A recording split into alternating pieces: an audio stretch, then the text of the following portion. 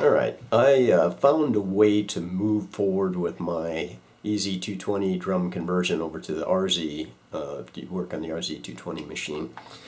I was cleaning one of my other drums this weekend that I'd acquired, and it was kind of a big old mess. And then when I was looking at it, I decided, I'm going to scavenge some parts off this, or borrow some parts, cannibalize some parts from it for a bit. In my case, I needed the right wiring harness, which I didn't have. And I also discovered that there were 2 or 3 other things that I wasn't aware of that were going to cause me problems. That has to do with the ink, this thing that holds the ink tube.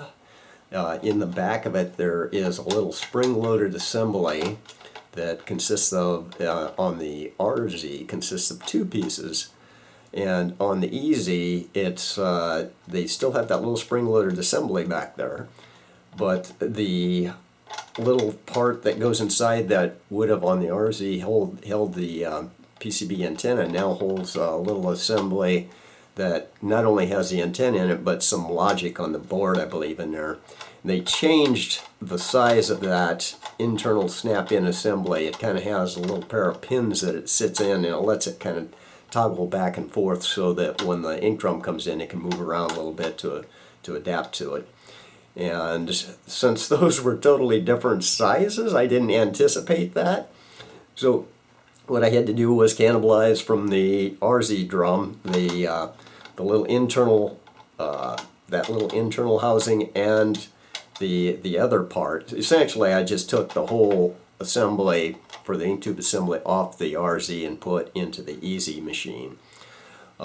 Here, this one's the way I'm kind of working my way around the different size with the EZ one. I would play the games with doing some about an hour worth of filing to get the little PCB antenna to fit in there. There was a way that I could kind of get in and sneak around that, cut a bunch of plastic and do a bunch of filing, and I got it to fit in. We'll see if it works later. But that's neither here nor there in regards to the actual EZ drum. Just kind of wanted to point out that there is more that you have to deal with than I initially thought.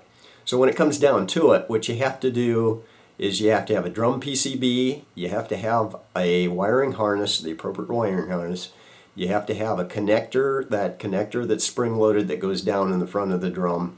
You have to have this assembly back here, both this forked assembly and the thing that slides inside of it, and the different antenna board, depending on which direction you're going, whether going RZ to EZ or EZ to RZ. In the grand scheme of things, it's kind of costly to piece together all those little things, but in the end, I did get this thing to work. I put it in the machine once I'd swapped all the parts in, put it in the machine, fired it up, and of course I had numerous problems. It took me about an hour to get it going. What I found was this is the first time I've ever had one of the drums that had been brand new, never had ink in it, anything, and you have to essentially prime the ink pump. It won't prime, for one thing, if you don't put some pressure on the ink tube to force some ink into it to get it primed. That took a little bit of poking around. I had a bulletin sheet that Risograph had put out that talked about that, and that's what kind of saved me right there. I read into that and found that. The other problem I was having was that you have to set up some parameters on the PCB board because it's brand new, or the drum PCB board. It has to have some parameters set, like the size letter, like letter versus ledger for the paper size.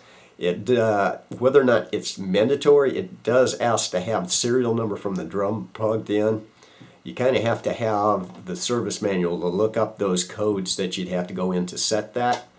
I went through that process, had to bounce around a couple different times with trying things, and it kept throwing different error codes until finally I got lucky, and I saw it prime up. I had pulled out the drum and saw that it primed it up with ink at one phase, and I was not getting an image, and I was wondering what was going on. And in my case, somewhere in that process, I'd gotten a master that was not burned wrapped around the drum, so it wasn't doing anything. So I got that master off the drum, And lo and behold, when I ran it, I got my image just nice as could be that came out on the thing. It's like I was thrilled. In this case, I'd converted the drum to an aqua color.